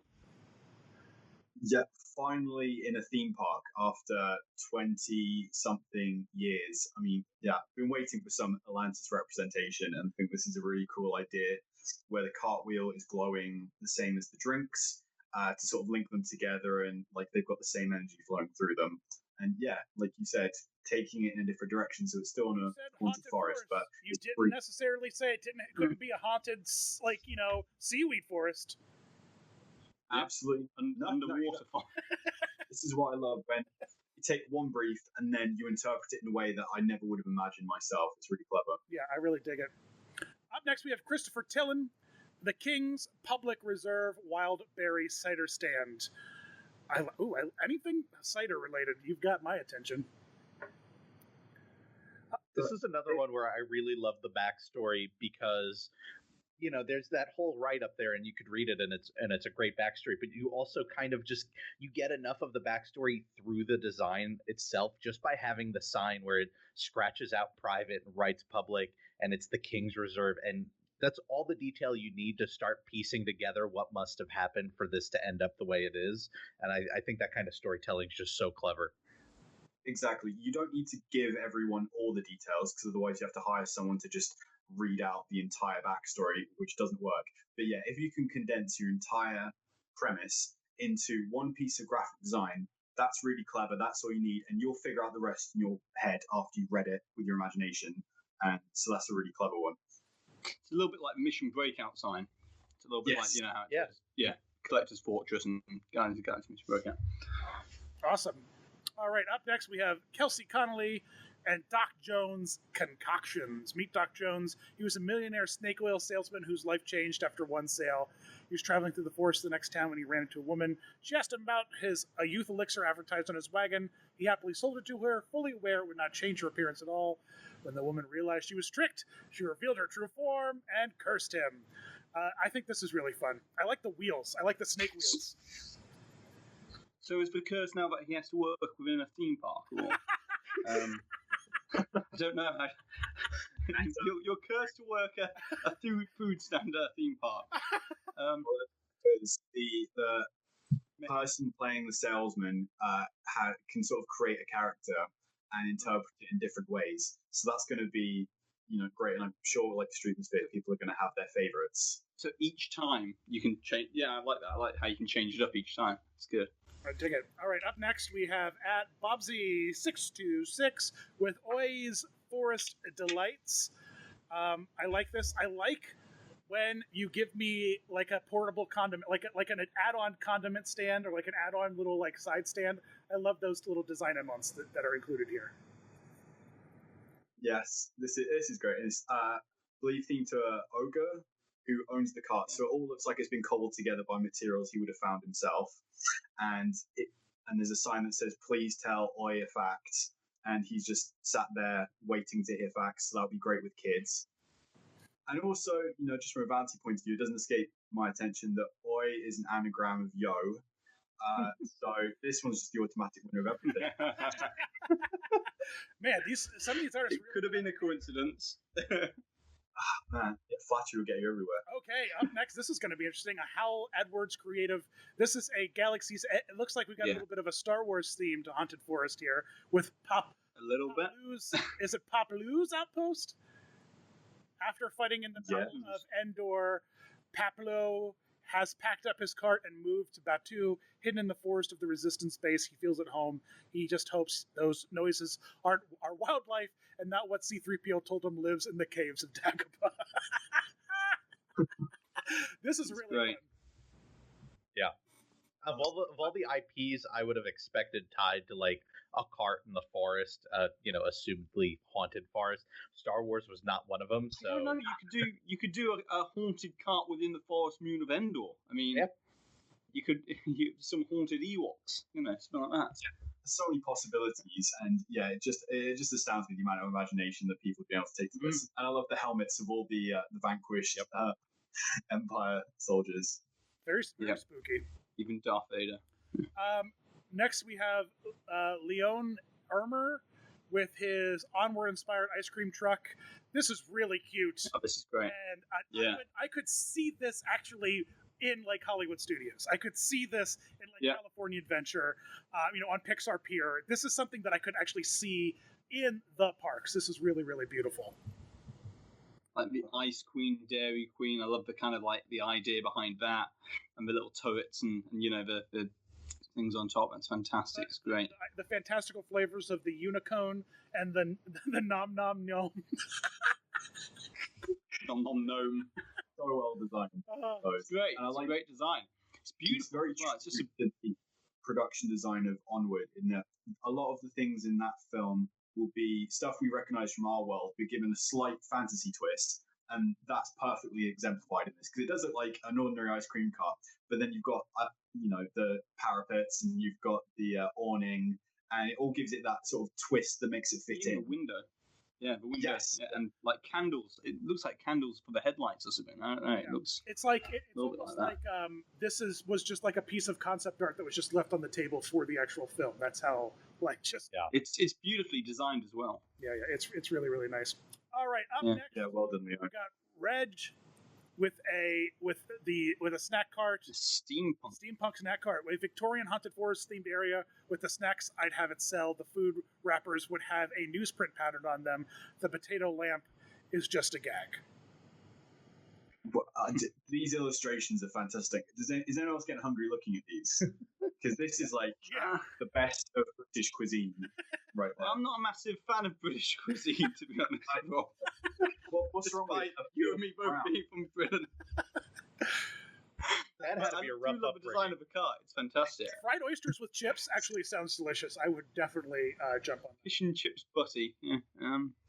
I really just like how the cart itself has this, like, if you break down each part and look at it, you've got obviously the blimp kind of inspiration in the back, and then in the center it looks more like those old jalopies, and then even the front, for as small as it is, kind of is just so reminiscent of like a locomotive, and the idea that it blends all three is just great. It looks so Jules Verne-esque, it looks so, it's brilliant with the leather and then the quilted, bulk base to it. I don't know what you call that main part of the compartment there.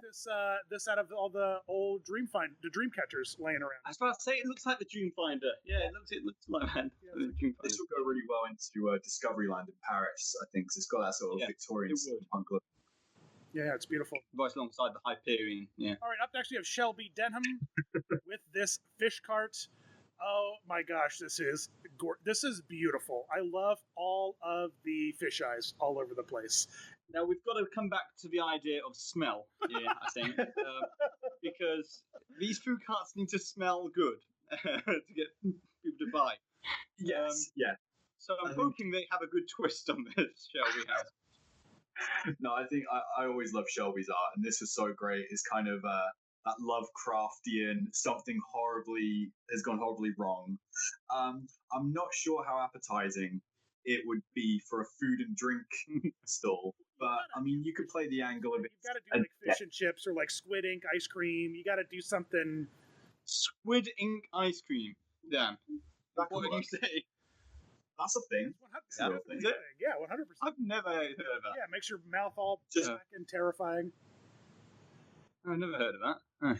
See, that's the direction I think it would have to go in. I think it'd have to go in like a novelty sweet, Yeah. because I think if you go in the fish and chip direction, that's when the visuals might actually be off-putting. But if you go so far in the other direction, it might loop back around to where it's like you don't make the association because it's like you're getting candy or ice cream or something like that. And it doesn't have the smell to green, it. like a bubbly green like cocktail with like Swedish fish in it and stuff like that. Like something fun and wacky. But I dig it. I think this is a beautiful piece for sure. All right, up next we've got Martin Vander Whedon. Oh man, Martin, I can't pronounce. I think I got it. Martin Vander Whedon. I think that. You know what? Sounds about right. Yeah. Sweetly Hollow. I desired an old travel wagon left abandoned in the misty, haunted Sleepy Hollow woodlands. Its owners have surely fallen victim to the infamous Hessian the Headless Horseman. This is gorgeous. This is a gorgeous piece of art. Yeah. It's just absolutely stunning, this piece of art. I mean, this looks like Phantom Manor concept art. It's just, can't stop looking at it. It's terrific. There's some designs here that are so beautifully put together where it's almost like I don't want guests to go near it because its solitude is what sells the atmosphere so well. It's like I wouldn't want to see a line coming out of this because it looks so immersive. This actually is something I could see them like putting into a corner of like the Hagrid coaster. You know what I mean? To like give kind of like that vibe of like, oh yeah, here's a little corner of the forest that has this little food cart surrounded by, kind of like the queue. Like some of these would make excellent queue like food, like those mid queue food carts that you could open seasonally, kind of thing. Like this would be perfect in like the Hagrid's queue. I think it's for sure a beautiful little design. All right, up next we have Mark and Andrew, the Fallen Head of Canola. Is that it? Canola. I think it's canola, not the oil. Yeah, well. Yeah. Canola works too, I guess, but no, canola works. The haunted Hawaiian palm forest amidst the wailing skulls and stench of death. Ooh. The wheel at the back doubles as both transport and day and night menus. Oh, wow. This is another really clever way of interpreting the brief because I never said it couldn't be a Hawaiian forest. So now we've got tiki in the mix, which I always love. And then this is just so unique looking because it's a cart, but it looks nothing like a cart. It's a giant tiki head with this rolling wheel that's transport and also as the menus, and you can have a day menu and a night menu. I mean, this is so out there. It's fantastic. It makes me think what's the color wheel behind? Is that that's the menu? That's the menu. The menu wheel that also. That's the menu. So the menu kind of spins then, does it? With the cart. Yes. It's very much like awesome. the celebration, the Millennium Celebration at Epcot. That big drum parade float that they would play, and the drum wheel would move as the parade float moved. I love it. I think. Yeah. The Whaler. All right. Up next we have Nicole and her mystery snack. Oh, this is a. Balls. What? I completely blanking on the name of the cartoon. Gravity Falls. Gravity Falls. Yep. Yeah. Gravity Falls. Yeah. This is really. What if Grunkle Stan opened a food cart in Gravity Falls? Imagine something close to this, featuring foods inspired by the show. I love the Grunkle Stan sipper. I think that is hilarious. Yep. All the details are spot on for this one because I love that thing of what if X started an X? What if Goofy had a roller coaster? What if Mickey had, a restaurant? What if Gravity Falls, if Grunkle Stan had a food cart? It would look exactly like this. This is obviously a huge fan of the show because you have to love something to be able to interpret it, be true to the source material like this. I also love the mystery dog. How these corn dogs got their shape is a real mystery. Not the mystery of what they're made of, just the shape. I'd imagine you just have That's to a use separate like mystery. like a hooked stick, right? If you got a long enough dog, I bet this is actually something you could make, like in real life. Yeah, probably good. I have to work on that. If anyone knows how to make hot dogs, then try it. Dogs. All right, up next we got Starshop 75s, and they're Okay, so all right. What is they have a menu? What are the two words that were all crossed out that makes the menu? He has this very, very clever. You can pause the video now and take a close look at all of their different drinks. In Lost Tomorrowland, a time drifter named Cora forged a small cart from old technology to sell food and drink from her time. She set up shop in the obsolete solar palm tree forest where rusting robots wander aimlessly and power surges cause odd occurrences. I want this. Okay. Let's just retheme Tomorrowland right now.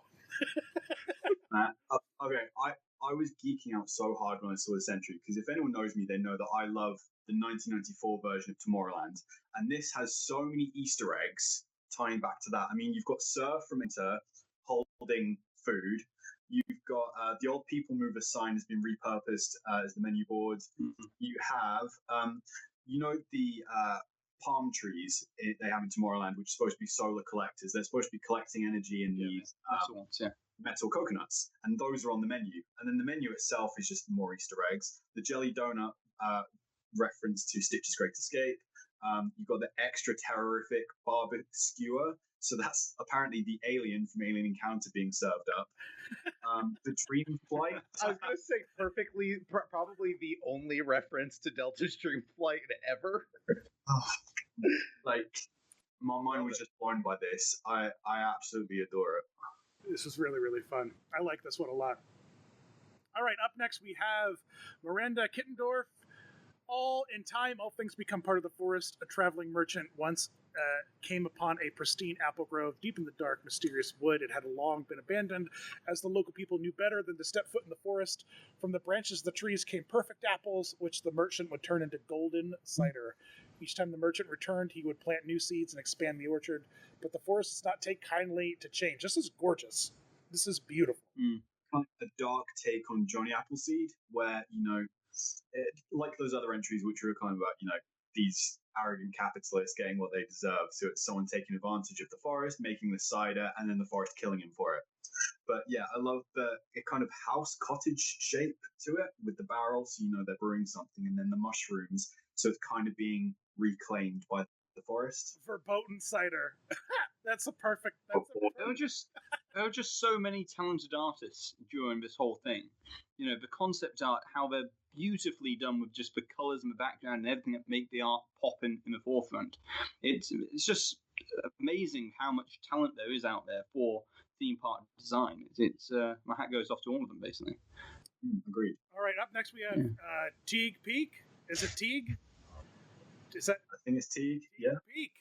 DC Peak. This is Druid's drumsticks. Holy smokes, this is gorgeous.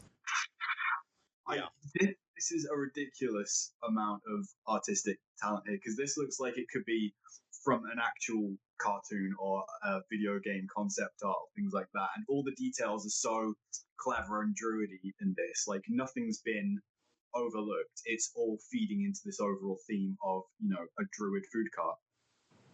I was going to say, I had written notes, and my note for this was like, this looks like something that could be in World of Warcraft, and I mean that in the best way possible, because it's that slightly exaggerated, cartoony rendition of something that would have otherwise been more grounded and gritty, and that makes it more fanciful, and I love it.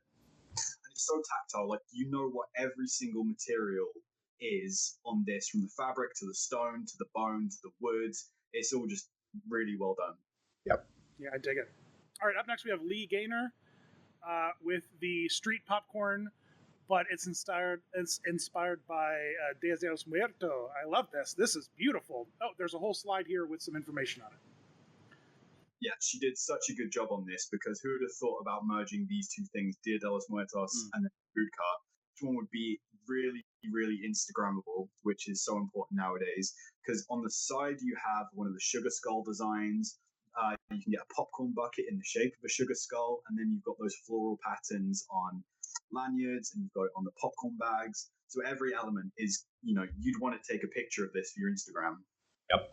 Yeah, I really like this one a lot. All right, up next we have Jacques, and he has this great Wizard of Oz inspired card. As you turn a bend in the haunted forest, hungry for a bite, you come across an abandoned carriage from Emerald City. But the flying monkeys have found it first, reclaiming it for their own to create strange concoctions for those daring to travel through the woods. So what we're getting at here is the Wicked Witch enchanted a bunch of monkeys to fly, and a few of them were chefs. So They're entrepreneurs. Yeah, a few of those entrepreneurial monkeys. And this is a really, really beautiful little design. And now that Rob's seen Wizard of Oz, he can understand it. Yes. Apparently that's what spurred him on to finish, because he had this idea for a Wizard of Oz food cart, left it, saw that I was talking about seeing it for the first time, and that coincidence spurred him to finish it. And I'm glad he did, because the artwork for it is so beautiful. This is another one that I can't take my eyes off of. I love the concept, because there's always that dichotomy between inside the Emerald City, where everything's perfect and ornate and regal, and then kind of the spooky wild outside with the flying monkeys, and smushing them together so you've got like all the signs painted in what I hope is red paint, not blood, because it's saying they're selling food. And I like that theme park license. So it was like, why wouldn't the monkeys be serving food and have access to ovens and things like that? It's that kind of suspension of disbelief that makes so much stuff work. All right, perfect. And it's on a yellow brick road and everything. You got Dorothy in there. It's just an amazing piece of artwork. Yeah, it's kind of a shame that we never really got a good Wizard of Oz themed attraction, because this would be perfect for. Something like this would be perfect for like a little Wizard of Oz themed land for sure. All right, up next we have Gnarly Nature, Rob. Yes, so this category is all about entries that are centering about nature taking over. So it could be animals, it could be plants, it could be monstrous pumpkins. There's so many like cool ones that are themed to nature, so wanted to celebrate all of those together. All right. Okay. This is from Ghost Host Kyle 99. Who's afraid of the big bad wolf? Grab a snack if you dare. So this is just a terrifying angry wolf on a cart that just scare people away. This is perfect. So I spoke to him about this because this looked the least like a food cart to me. Yes. But it's saying that the food would go sort of in the gap between the legs, and you could have the cash register on the raised bit of wood behind the leg. But I mean, this is just it's so out there. It's fantastic. Like it's almost Game of Thrones-esque. It's almost yes. Yeah, for sure. Like that, how would that not grab your attention? 100%. All right, next we've got Thunderbird with this really great Wicked Snacks cart with a spider web wheel and a big animatronic raven.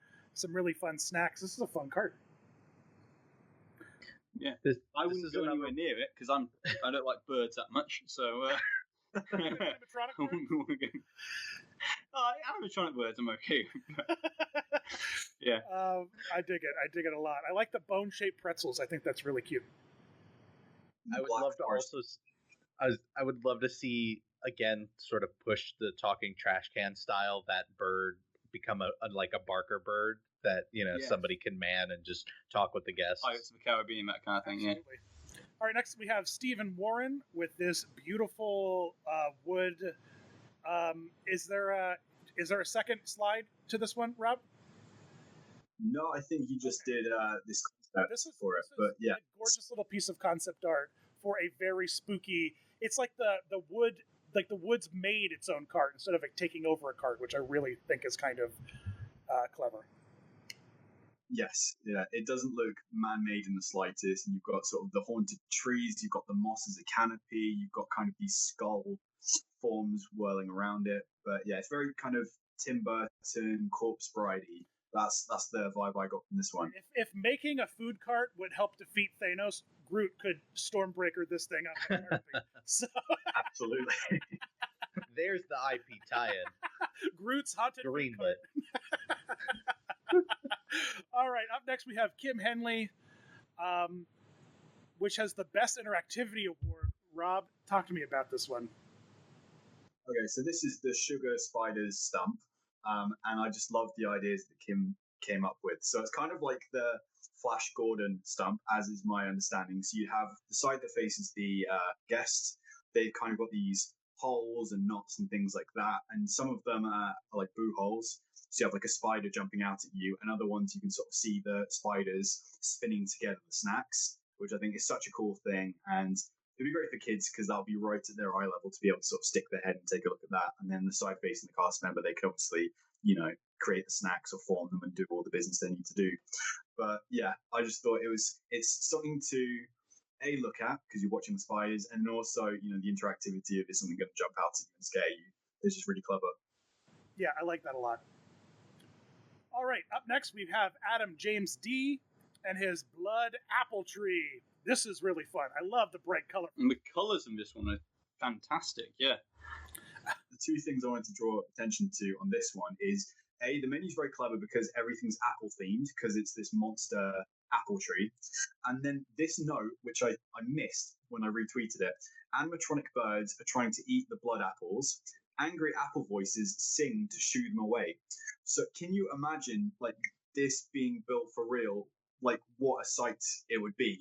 Yeah. Singing monster haunted apples singing animatronic birds. What am I telling you? It's like OLED apples, man. OLED apples would make this thing. Sorry, this is a running joke. I think Dan's invested in OLED technology somewhere. We got to look at his portfolio. He likes pushing OLED. Yeah, I think this would capture that spirit of the singing busts in the Haunted Mansion, right? People would just linger around this cart just to watch that and record it and take photos and yeah. It's almost Tiki Bird-esque, with the apple singing above you. Ooh, and yes. things like that. It's reminiscent. Although, Jack wouldn't order from this one. Too afraid of birds. Yeah. That's another no. Up next, we got Carlos Martinez with his popcorn stand design. Not another popcorn stand. This is Root Corn, where you can smell, taste, and see touch in a scary environment. This is really pretty. This is another one that's it's well thought out because you've got smells, you've got a chimney, you've got all these effects going, and then the drawing itself is so tactile because no two surfaces are the same. So it would have such great visual interest when you look at it if they ever built it for real, and the flavor's really fun too. Yeah, that's awesome. All right, up next we have Fuzzy Pandas and the Sweet Patch. Whoa. The behemoth melon looms before you, tantalizing your taste buds with the smell of sweet pumpkin pie and frothy spiced chocolate. I would love to see a stand like this in the parks. Well, I love how and I love when anytime this happens, the actual food you're getting is also not just the food item, but the wrapping or the cup or anything like that is themed to what you're getting. And so to have the pie come on this big leaf, or to have the drinks come in this sort of hollowed out log is just a really nice touch. It's almost like Theme Park Tycoon, that game where you pop a little burger stand there and it's a massive burger. It's like that kind of style theming, The thing is pumpkin themed, so why not have a massive pumpkin and have somebody just hollowed out, inside the pumpkin? Yeah, it's great. All right, up next we have Amma Ravenswood, The Lonely Alon's Carriage. At first glance, you would not want to go near this weirdly crafted cart. This seems to be alive and actually pushes the cart. Whoa, that would be really, really cool. So the giant tree is walking and pushing the cart. That is a really fun idea. And this is creating this character because, Lonely Alan is this living tree who's sick of trees or ents having this bad reputation for so he's trying to make amends by being a nice one. So he's made a cart out of his own branches, and he's just going out to try and make humans happy. That broke my heart, that story, and it's just a drawing, but I'm fully invested. I'm Team Alan. Yeah, it's beautiful. I love, and so here's a quick look at the mechanism that would operate the legs. as well as some moving branch mechanisms. A lot of thought went into this one. It's really, really great. What I like about it too is that the design of how it moves slowly is then also tied back into his character as like he's this big lumbering tree. So it's not just, well, it's supposed to move one way, but reality dictates it moves another. Like that, it's tied together, so it works. It just clicks. All right, up next we have Lisa K. Tate, the plant food, creepy botanical themed confectionaries. This is really fun. I love all this. Plants. This looks like Little Shop of Horrors. I mean, yes, instant vibes of that. And all the designs, because you can imagine like each snack being shaped like a different plant, and then it looks more like a gardener's wagon than a snack wagon. But you can have so much fun designing those to be all sorts of different bits of confectionery. Purely edible lollipops. Yeah, I love that. That's really, really fun. All right, up next we have Eric Ward with this really fun stand. Miss Briarthorn was a botanist who would travel through the haunted forest in search of strange and unusual plants to add to her collection. Her most prized possession was an overgrown vine, the same vine that ultimately did her in, ensnaring her cart in its grasps. This is really fun. The way it's being held together by the vine as well. That'd be it'd be so great to like see that actually created by Imagineers or Universal Creative to actually make that kind of thing. Is pie on a stick like a real thing now, or is this like nope? Because that's an awesome idea. I'm guessing it pie on a stick. Yeah, someone's pie on a stick. Rob's like, I need to go find some pie on a stick. I love this idea. I mean, that's what makes it a winning entry. I gotta go. I'm gonna go find some pie. Yeah, right. I gotta Google pie on a stick. All right. Up next, we have Josiah E. with Ripley's specialty cotton candy stall. So this is like a giant mechanical beast that sells cotton candy out of its mouth. This is incredible. This has been so well thought out. I'm assuming Josiah is some kind of engineering student because, I mean, there's dimensions, there is a brand of cotton candy maker that he wants to use. And then the most impressive thing, and I went on a bit of a deep dive after this, was like how this thing is going to move, because this is a giant spider crab, but this is going to be walking through the land, and it's based on this artist called Theo Jansen, who makes these like Strandbeest. Strandbeest. It's Dutch. Strandbeest. Okay. So they're either wind powered or mechanical powered, but they have such an organic movement to the way they've been thought out. So just the thought of this food stand walking on like crab pincers through a land, I mean, that's mind blowing. I love that so much. It's almost like Boston Robotics in many ways, especially that image there on the right. But a lot of these very intricate, very elaborate designs that can move, they'd almost be like a parade before they'd almost be like a parade before they actually move them into the land. So you can almost get like double, money out of it. So use them as a parade and also use them as some sort of a restaurant or food stand. Oh, definitely be an event. That's Star Wars stage. Yeah, but never gets used. Oh, I know what you mean. But the moving one, yeah, the shortest, saddest parade ever. Yeah. Wave at the LED screens. All right, up next we have the Sequoia Gang with this really fun punk wudgies. I don't even know if I'm saying that right. Punk wudgies are malicious creatures, but some remember kinder times. This is really fun. A big greenhouse where you're putting the haunted forest inside the food cart. Sign me up. That's so cool. Yeah. This kind of looked like Harry Potter to me with the herbology greenhouses. And then you've got this fun mechanic where you've got this little totem, which I'm guessing would be a souvenir cup. And you put it in the hole and it fills up with, the sap or whatever you're going to drink. That's a nice little, mechanic to get people involved. Yes, this is really, really fun. All right, up next we have Sir DJ 2020 with the Treacher Creature Cart. Treater. You know what? This is Treater Creature Cart. Treater Creature Cart. I like that it's just one big scary face.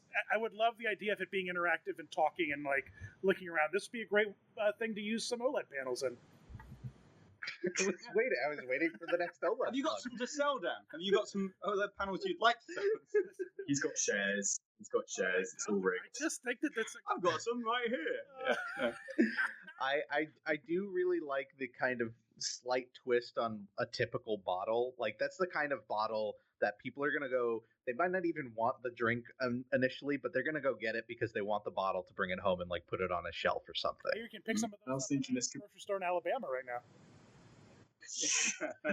Big surprise. 12-pack of them. No, I really like this. I think this is really cool. All right, up next we have Shelley Warmoth and her. The Cursed Pumpkin is run by a ghost girl, Amelia. She was lost in the woods when she fell off the family cart while trying to pass through the gloom wood. Man, this is a depressing start. She was such a picky eater Dark stuff. that she starved to death. The ghost effect is achieved by filters in the glass in the cart, alternating by makeup and costuming. Amelia's scary godmother took pity on her girl's lost soul. This is really. I love this. I love the story of this being like a It's very dark. Yeah. like a great. haunted mirror. You know, like an enchanted mirror. I think this is really fun. I like the leaf bowl that things get served in because it's all fitting into this haunted forest look, and then the whole thing being a giant pumpkin. Reminds me Yeah. a little bit of what was that movie with Daniel Radcliffe in? That was Harry Potter. no. He was in like a scary one. Scary Woman in movie. Black? Woman in Black. Yeah, it's a little bit like that almost. It has Very, vibes very of that. A little spooky. Yeah. All right. Next we have Olivia with gastronomic provisions. This is a beautiful cart design. The illustration by itself is so beautiful with all the colors and the idea of you taking a cart and then you've got these mushrooms coming out of it. But the reason this one has won Best Backstory is because there's this whole short story which is not just applying to the cart, but I mean, this could be a whole land. You could have attractions based on it by having this. I think he's a matchstick tycoon who came in, started logging forest, and the forest started taking revenge. So you'd have this whole town with trees growing out of it, vines, mushrooms reclaiming it. So I think that's just such a great starting point for a whole world of attractions, food carts, design. That's why I got Best Backstory. Yeah. This is going to sound strange, but if you look at it, it reminds me a lot of Pandora in the Animal Kingdom, because when I first looked at this cart, my initial reaction is, oh no, it's way too heavy on the side. It's going to tip over. But, through Imagineering design, obviously that wouldn't happen. And you'd have this cart that almost in a weird way defies physics because you just have like all these mushrooms on one side and not on the other. And it just makes it eye-catching because it kind of betrays what you're expecting to happen with it. Yes, exactly. Yeah, I really, really dig it. Up next, we have Jojo Liavanci. You know what? And Michael, Jojo and Michael with this, with the, well, man, this one has way too many words that I cannot pronounce. It might be Belete Tree food cart. Yeah. I tried going through Google Translate to try and, pronounce these things somewhat right, but apologies if it's not right. But this is such a beautiful entry, and it goes on to the next page with these the drawings they've done 3D mock-ups of the food, because it's all about Lady Gagamba, who's sort of this spider spirit, and she has this tree that's being possessed, and if you're good you can get treats, if you're evil you end up in this cocoon. So this whole thing is this giant ancient tree made of these roots, and then the things you see hanging are people. So it'll be moving, there'll be eyes, they'll be saying things like help me, and they light up at night, and they go into so much detail, and it's such a beautiful concept. It also won Spookiest because this is absolutely horrifying what has been come up with, but in the best possible way. It's almost like Alien meets Pandora. You know what I mean? Ooh. Yeah. I like that.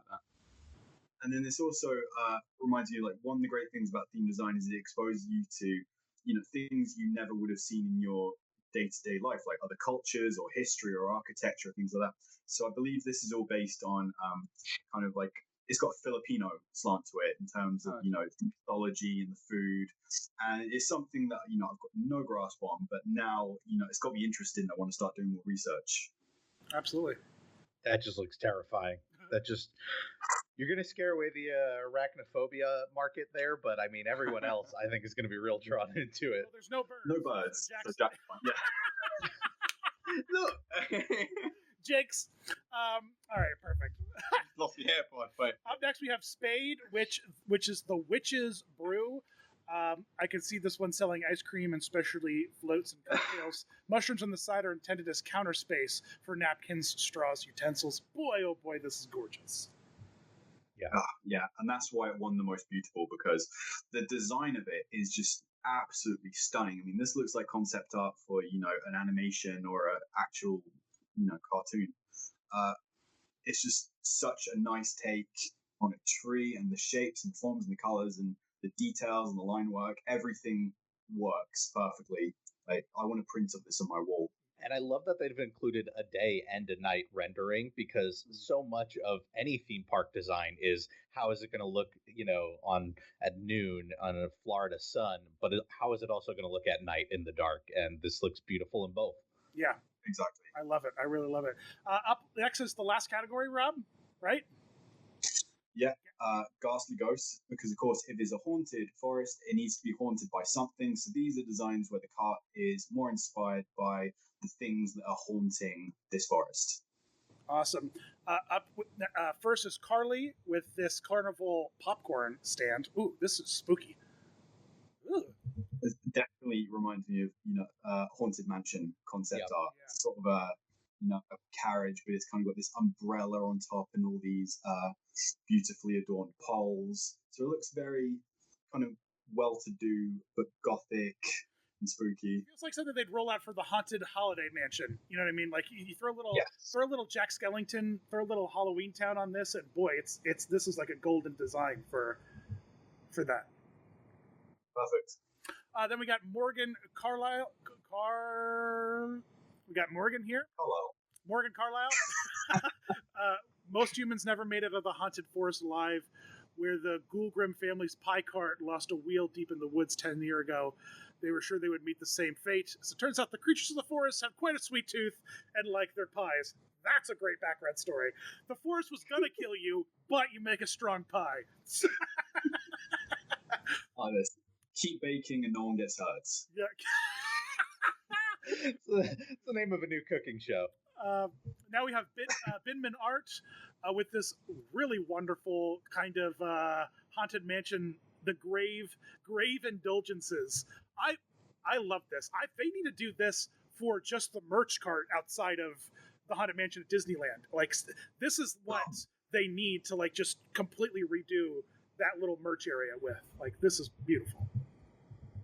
Exactly. They've got Memento Mori, so I mean, just keep expanding that area out, like take over the entire land. But yeah, this is just really clever. Having an ice chest be a coffin, that's genius. And then you've got the haunted mansion busts, skulls, bats, all the good stuff.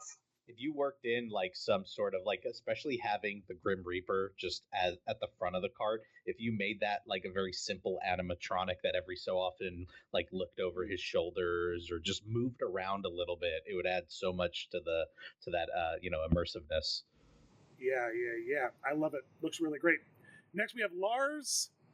Ooh, this is a futuristic spooky one. The year's 2068.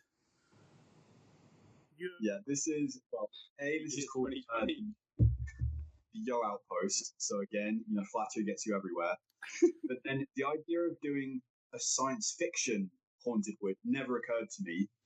So the backstory on this is pretty dense. I mean, it starts 2038, I believe, when they lose these ghost hunters. Then in 2068, so even further in the future, they've got all their equipment and they're using it because they used to freeze ghosts to make nitro ice cream. So that's a clever link between the backstory and what you're actually serving. Yeah, I just was not expecting to see sci-fi. Reminds me a little bit of Doctor Who. Yes. Oh, really? You know how sometimes Doctor Who goes into the future, but then also there's like a ghostly element to it. It's something that's never really explored. But yeah, it's a great concept. I like this design a lot. All right, up next we have Josiah DiPaolo. I can't. Powerly? I love that Dan has to read out the names. Yeah, it's the worst, and I'm dyslexic, so it's really as you can tell as I'm reading. Okay. After ghost hunters in the forest capture ghosts, what happened? They sell their catches to ghostly gobbles, and the owner turns them into food. That is a really fun concept. Because it's so great. All the food has been designed to feel like it's been made out of ghosts. So you've got, the Spectre, which is cotton candy. You've got ghost jerky, which is kind of fruit leather. And then you've got phantom fluff, which is dipped marshmallows. But that's so clever. Like, you get that concept by looking at it, because you'll have the ghost sort of swirling around, you have the orbs, and then the food being directly linked to that is really clever and really imaginative. The ghosts in like the window or the mirror or whatever it is that's trapped all the ghosts there. That's just fantastic design. Hopefully an OLED screen. Yeah, exactly. I think I know somebody who could sell you one if you need one. Just that when the screen shows black, it's not backlit because each OLED can individually light itself. It allows you to get true I black. need to tell you about micro LED. Otherwise, at night when you stumble upon this cart, you're going to see this black mirror and you're going to be like, "That's glowing a little bit. Something's definitely going to happen there." But without that, listen, I'm not crazy. Up next we have TF1 Design here with this traveling salesman, Dr. I'm trying to find the I can't read it. It's the picture's so small. Dr. Renault's Brew, right? Is that what it is? Rob? Yeah, I think so. Okay, so what's really clever about this is he's selling brews, and then the different flavors supposed to have different properties and ward off different creatures, like one for ghosts, one for vampires, one for werewolves, one for ghouls, which is really clever. And then they each come in this souvenir cup that's also a lantern, which will have lights in. And then on top of that, through RFID, when it senses you're getting close to a werewolf or whatever the corresponding beast is, it'll start glowing extra bright. And I thought that was such a great, like, interactive merch element that needed to be recognized. This is I really love this one a lot. This is one of my favorites. I love that you could just immediately put this in like Harry Potter, and yes, absolutely, and or maybe in like the new Fantastic Beasts, because just that the color scheme, the style, the parks, those lands are already full of all those interactive like areas. I love tying it to the land. This is like a Magic Band celebration. And I love that this is not just like one single cart. It's kind of like it's almost like you'd think out of a traveling caravan. It's just like this setup. You've got the two carts, you've got all the luggage off to the side. It looks like whoever's running this really just is camping down for a short time. Yeah, and they're going to have a screen in the window, which looks like he's shuffling back and forth, preparing things. So it looks like it's lived in. And no wonder it's Dan's favourite. You know what? No comment. Next we have Hayden Evans.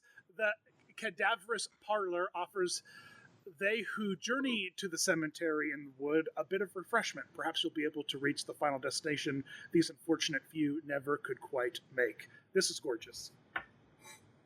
It's an absolutely stunning piece of artwork, and it reminds me of 60s Disneyland concept art in that style. It's just fantastic. It's extremely creepy, which I love. Like, I would want to print this in my home. This is one of those things that I would have a print in my home, and people would be like, "What's the story about that?" And be like, "Well, it's the Cadaverous Parlor." It never made it to the parks, but it's beautiful, isn't it? I'm not getting paid for this, but he is selling prints of this now because it got such a good response on his Instagram. So if you want it, go check him out. Well, sold. Up next, we have Dizwire with the... you know what? I'm not even going to... Rob, what's it called? This is my favorite. Okay, this is the Spukachtige Beerwagen. It's gorgeous. Yes, this is... call this the golden armchair. So this is the best overall entry because he went so deep into every single element of this entry. So basically the premise is you had some beer sellers who went missing in some haunted forest, and now the ghosts are selling you the beer from the wagon that's still there. But if you click through, it's got this really clever mechanic where when you're pouring the beer, which, by the way, is bioluminescent yeast, which he's looked into rather than just saying it's glowing beer. He's actually worked out how you can actually do it with existing technologies. It looks like it's being poured from a tap out of fog and then magically fills up. But there's the mechanic, which he's also designed, where it's being filled from beneath. So it has that magic trick element to it, which is so clever. And he's even picked out a part of a real theme park where it would fit in thematically and space-wise. So this just ticked all the boxes. It was really, really well done. Yeah. Yeah. Round of applause. Yeah. I love the idea of taking those like stadium beer cups that can fill from the bottom and like theming it. This is it's Disney magic. That's like that is Imagineering magic. To take that technology and just put a story and a theme and immerse it into a world. It's just like that's a perfect example of it. But what I love most about it is it's like the mechanism of the actual, if you actually just took the kegs themselves and actually stripped it all away, it's just the mechanism of actually pouring a drink. And then it's just so well themed, and it's just the simplistic nature of it, but yet such a complex like mechanism to actually pour the drink and everything like that. It's just so well thought out. It's simple yet extremely complicated and intricate at the same time. It's brilliant. I love the fact that it's the bulk of it.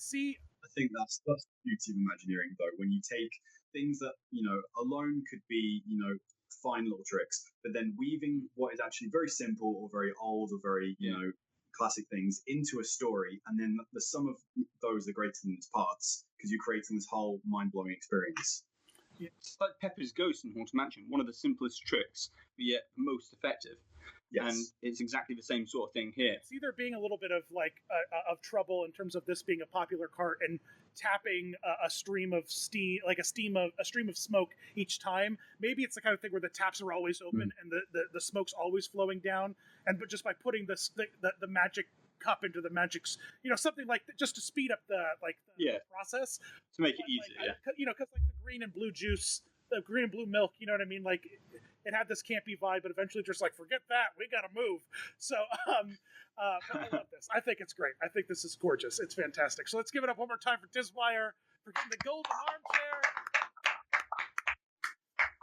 Good job, Diswire. And now, Rob, this brings us to challenge number 2. That's right. Yeah. Yes. What could that be? I just wanted to say there will be another challenge coming soon. So keep your eyes on social media to find out what the challenge is and what the entry deadline is.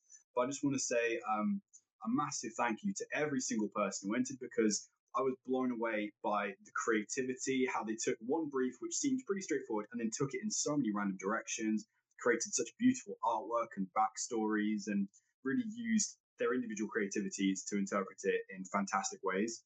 And I can't wait to see what comes next. Well, thank you everyone for joining us for the challenge 1 of Armchair Imagineering. Once again, a big thanks to Jack from DSNY Newscast, the leader of the Waltoneers. Thanks for having me. It's been fantastic looking at all of these concepts. It's been really great. Also, a big thanks to Rob Plays, my bromine brother. Thanks for having me. This was so much fun. And of course, the world-renowned theme park designer Rob Yo. Thank you so much for hosting this challenge. It's been a real treat. Thank you very much for your input, guys. It's been invaluable and so much fun. Let's do it again soon. Yeah, we'll see you guys again for Armchair Imagineering Challenge number 2. Stay tuned and follow Rob Yo on Twitter to get the details when the challenge drops. Thanks, everyone.